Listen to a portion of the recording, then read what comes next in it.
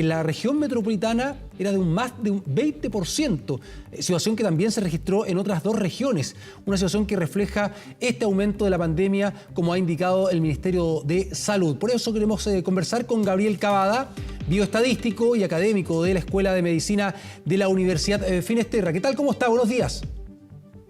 Hola, buenos días, don Gustavo. Un placer estar con usted. Igualmente, muchas gracias por este diálogo. Y lo primero que le quiero preguntar es cómo interpretar estas cifras, ¿no? Con respecto a este aumento que ha sido bastante grande, sobre todo lo que ha ocurrido en las últimas 2 semanas, con 3 regiones incluso en nuestro país que han superado una posibilidad de más de un 20%.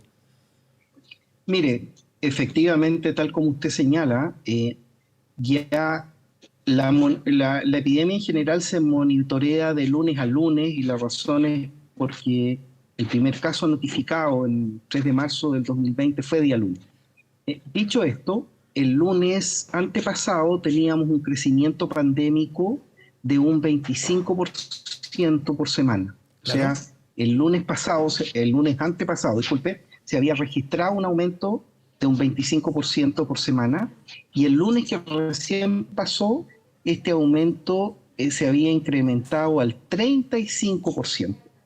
Esto nos pone en niveles de expansión pandémica que son bastante comparables al inicio de las olas que tuvimos en este invierno que acabamos de dejar y en las olas del invierno del 2020, incluso el 2021. Por lo tanto, estamos en una situación en términos de contagio bastante delicada.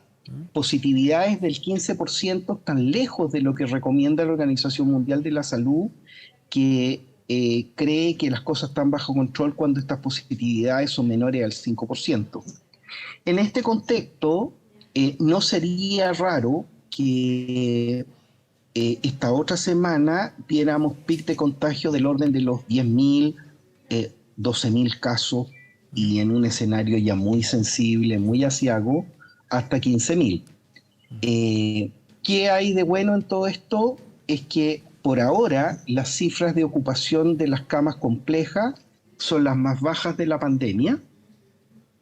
¿Qué es preocupante todavía? Que la cantidad de fallecidos todavía es una cifra muy rebelde, al punto de que si usted compara los fallecidos de esta época con igual época del año 2021 e incluso del año 2020, estamos en la misma cantidad. Claro.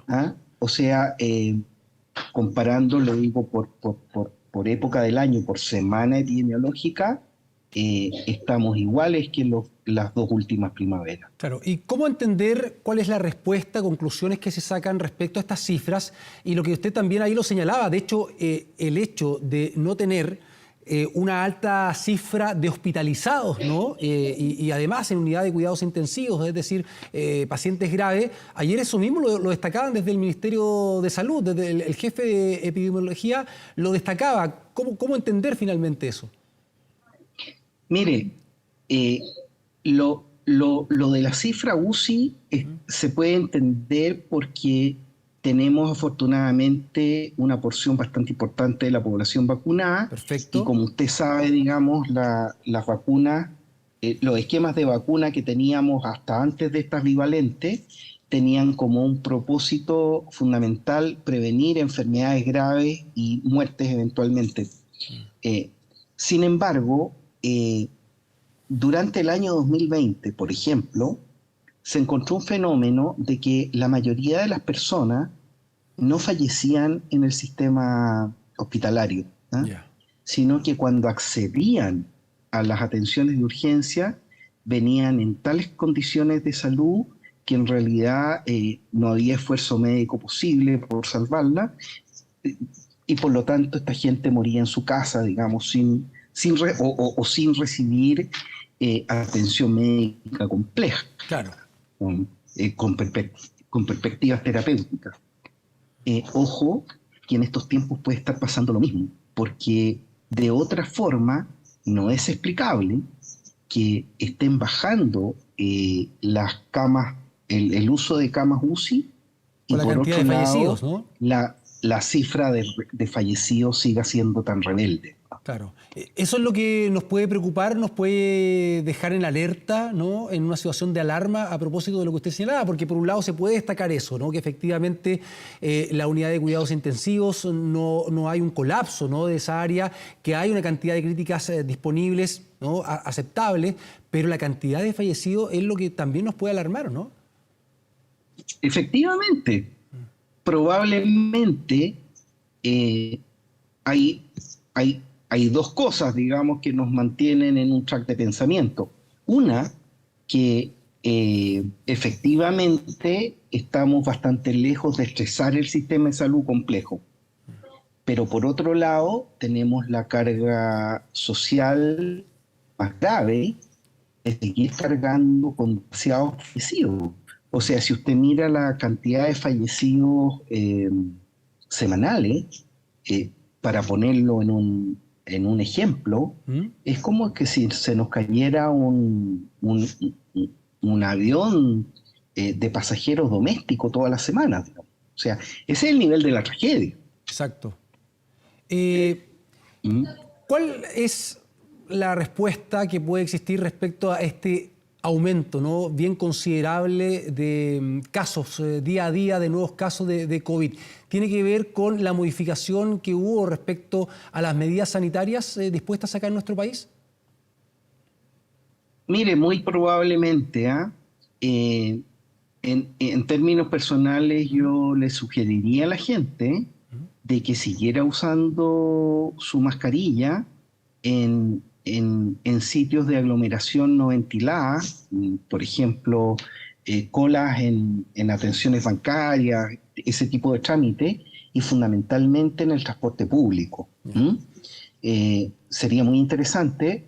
Y de hecho, fíjese que el solo hecho de dejar de usar las mascarillas hizo que subieran mucho otro tipo de enfermedades respiratorias, ¿no? Como desde los resfríos comunes hasta influenza, digamos. ¿Mm? Entonces, bueno, en ese sentido, si bien en este momento la mascarilla no es obligatoria, pero me parece que es una muy buena medida de profilaxis usarla, eh, como le digo, en todos estos ambientes de perspectivas de aglomeración no ventilada. ¿Sí? Y la otra historia, que es bastante interesante, es que yo creo que hay que hacer una muy buena campaña de comunicación respecto de las vacunas bivalentes, ¿ah? Claro. Porque ya uno no las puede pensar que son la quinta o la sexta dosis o vienen de un proceso de vacunación de estas vacunas iniciales. El proceso anterior ya se cerró, ¿no es cierto? ¿Ya? Eh, y por lo tanto, esta campaña de vacunación con estas vacunas bivalentes, como le digo, hay que eh, instalarla en la sociedad como un nuevo proceso que tienen nuevas perspectivas de eficacia. Esperamos que estas nuevas vacunas, entre paréntesis, también previenen enfermedades graves y muertes en una alta proporción, pero también esperamos que disminuyan drásticamente la probabilidad de contagio.